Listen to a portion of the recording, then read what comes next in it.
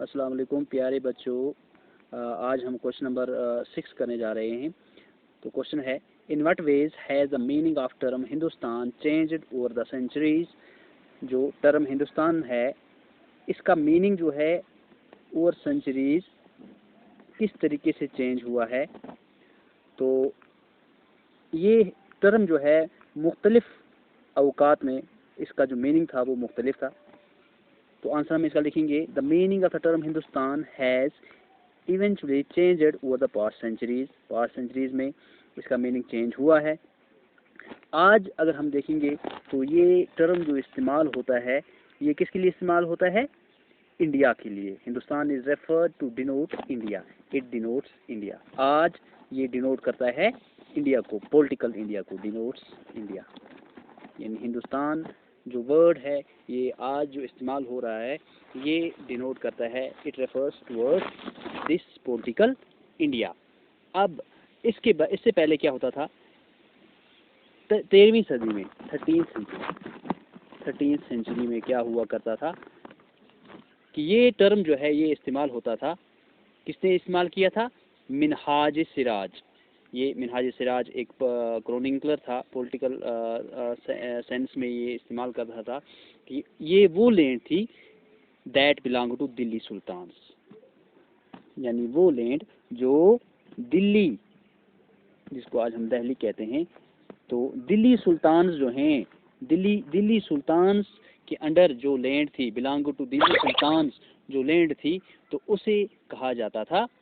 किसने इस्तेमाल किया था? मिनाज सिराज ने। यानी मिनाज सिराज 13वीं सदी में दिल्ली सल्तनत जो है, दिल्ली सुल्तान्स के अंडर जो लैंड आती थी उसको कहा जाता था हिंदुस्तान। उसके बाद 14th सेंचुरी, 14वीं सदी में क्या हुआ? 13th सेंचुरी में हमने कहा कि मिनाज सिराज ये इस्तेमाल करता था दिल्ली सुल्तान्स के लिए। आज जो हम इस्तेमाल करते हैं ये करते हैं यानी पॉलिटिकल इंडिया जो है, इंडिया के लिए इस्तेमाल करते हैं टर्म हिंदुस्तान। और 14th सेंचुरी में ये जो इस्तेमाल होता था ये इस्तेमाल किया था अमीर खुसरू ने, to refer the culture and people of Indus river.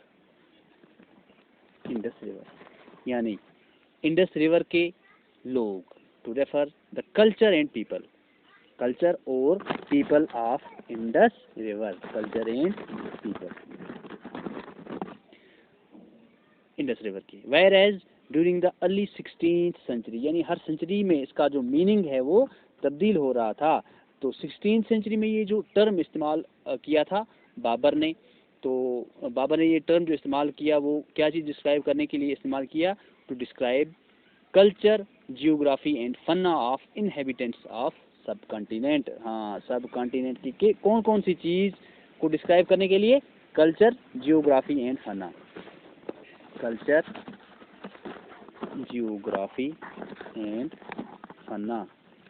हाँ, फ्लोरा एंड फना, फ्लोरा हो गए plants and fauna are animals. हाँ, तो इसका कहने का मतलब ये हुआ कि 13वीं सदी, 14वीं सदी और 16वीं सदी में 16th सेंचुरी, इन हर सेंचुरी में इसका जो मीनिंग था वो बदलता रहा। हर इस सदी के बाद इसका जो मीनिंग है वो तब्दील होता रहा। 13वीं सदी में किसने इस्तेमाल किया था? मिनाज सिराज ने। और उसके बाद 14th सेंचुरी में या 16th सेंचुरी में बाबर ने इस्तेमाल किया इसको, किसके लिए? To describe culture, geography and fauna. और आज प्रेजेंट जो है हिंदुस्तान जो वर्ड इस्तेमाल हो रहा है वो हो रहा है किसके लिए? इंडिया के लिए। तो ये था हमारा एक क्वेश्चन।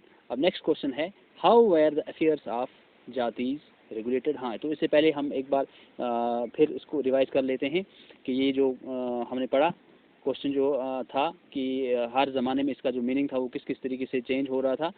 तो हम इस तरीके से लिख सकते हैं कि हिंदुस्तान का जो ये term Hindustan has eventually changed over the past centuries. Today the term Hindustan is referred to denote India, but in 13th century the term was used by Minhaj Siraj in a political sense। हाँ, तो ये किसके लिए इस्तेमाल होता था? Of lands that belong to Delhi sultan. During the 14th century the term was used by Amir Khusrau to refer to the culture and people of Indus river. हाँ, तो इंडस रिवर के लोग जो हैं एंड कल्चर को उनको रेफर किया था इस वर्ड से।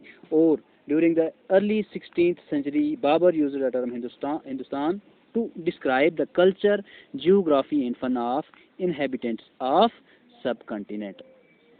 इसके बाद नेक्स्ट क्वेश्चन है हमारा, how were the affairs of jatis regulated. हाँ, तो जातीज के जो अफेयर थे वो किस तरीके से, अब है इसका आंसर क्या लिखेंगे हम कि during this period several social and economic differences emerged among the people. पहली बात यानी ये है affairs of jatis, affairs of जातीज।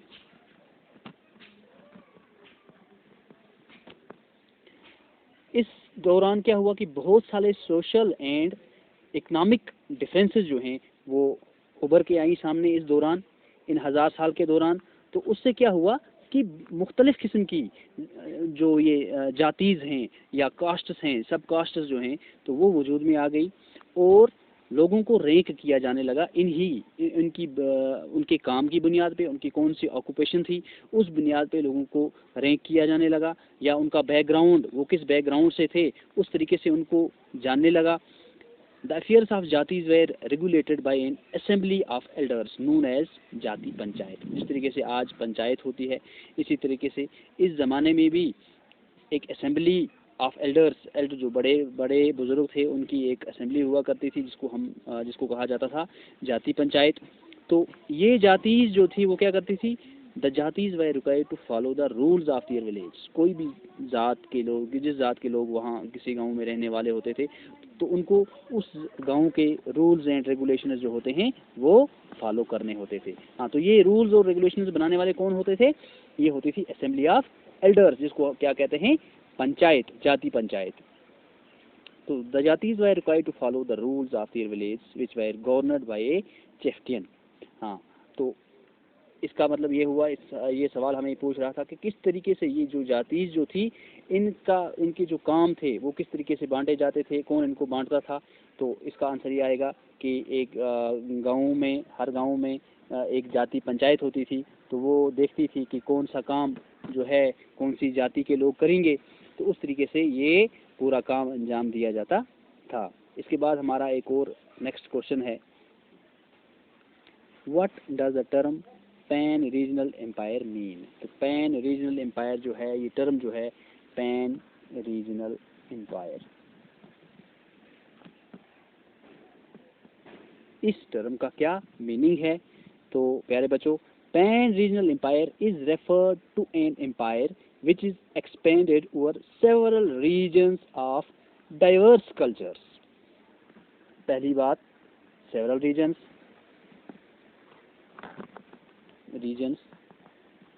दूसरी बात diverse cultures।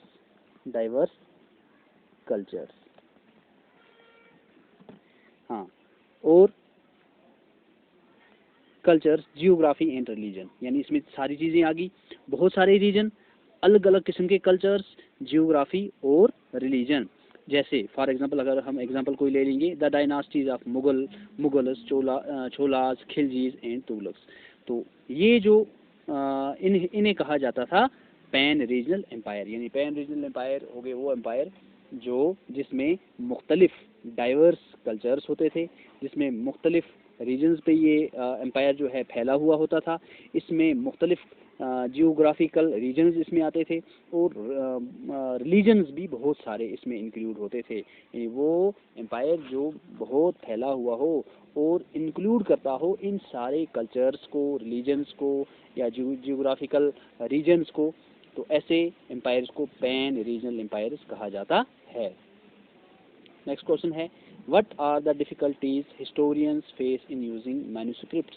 तो मैन्युस्क्रिप्ट्स को यूज़ करने के लिए हिस्टोरियंस को कौन कौन सी डिफ़िकल्टीज आती थी, यानी डिफ़िकल्टीज फेस्ड बाय हिस्टोरियंस।